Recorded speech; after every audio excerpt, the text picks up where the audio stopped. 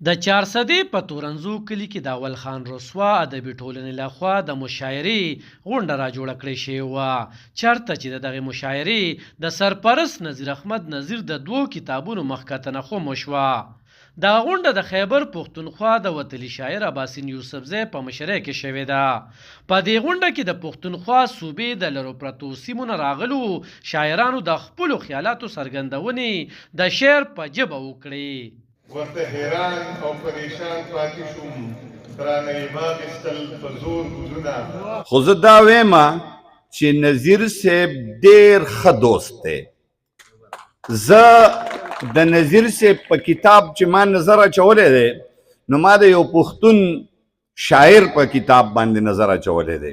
زه د خپل ژوند قصه په کومه خوله دنیا ته وکم، د لوږې مړ یم او سر ته مې ټوپک پروت دی. چې خپلې مینې ته او ستا حسن ته ګوري شاکر، دا د یقین سره په یو پالنګ کې شک پروت دی. زما د مینې نور د دې نه لوی ثبوت نشته دی، که خاموشي ده که اظهار زما خبرې کوي. شاعران واړه د سخي ارسلا خان زامن وي، شاعران واړه د سخي ارسلا خان زامن وي، نو اباسین خو د خپل ځان اړوي. د کتابونو لیکوال نظیر احمد نظیر د راغلو ټولو مېلمنو مننه وکړه او د خپلو نورو کتابونو په هکله یې وویل. زما خو ټوټل کتابونه 4 دي. لومړنی کتاب چې کوم راغلی هغه د هغه ماښام په نوم باندې، بیا وختونه، او بل کتاب بیا هغه ماښام دی، او دا کتاب چې دا لارې دا ګودري. ټوټل 4 کتابونه دي. نو دا شاعري تقریبا زیاته زړه ده، 2015 پورې چې کومه شاعري شوې ده هغه ده، او د هغې نه بعد دی خوا نوره کومه شاعري چې موجوده ده نو انشاءالله هغه به هم د کتاب په شکل کې را روانه ده. او د دې نه راتلونکی کتاب چې دی هغه به هم د اول خان رسوا ادبي جرګې د طرفه راځي، تاریخ نه هغه د ستورو په لار، دا 5م کتاب به انشاءالله. وتلي شاعر اباسین یوسفزی صدارنګ خبرې خیبر نیوز سره وکړې. موږ په کشرانو شاعرانو کې ډېر بیدار مغزه شاعر دی، ډېر تکړه شاعر دی، ژبه هم ډېره خوږه سوچه او روانه ده. د دې سره سره په خپله د قامي مرام نه او د قامي مقصد نه ډېر خبر دی.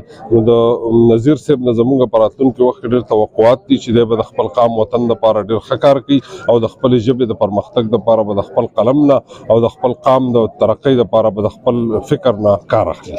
سالک جان سالک او ارشد جان شاهکار هم په دغه موقع باندې موجود وو.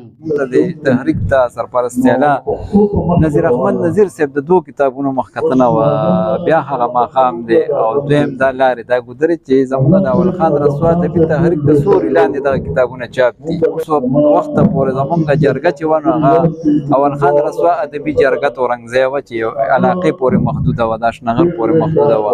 نن د هغې موږ ابتدا وکړه چې هغه د هغې مقام موږ تحریک له ورکړه، اول خان رسوا ادبي تحریک.